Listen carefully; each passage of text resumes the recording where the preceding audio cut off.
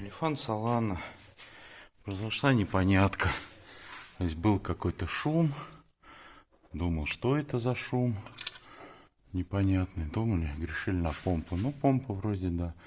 Потом взяли, снимаю ремни, а шкив вот так вот ходит. Блин, а машина своим ходом приехала, заводилась, заводится, как бы ездит.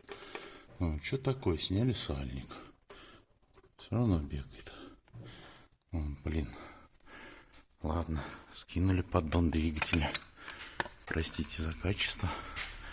Вот, и видели такую тему.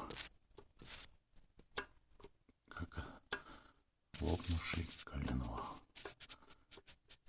А машина ездит сама. И отсутствие еще одного болта.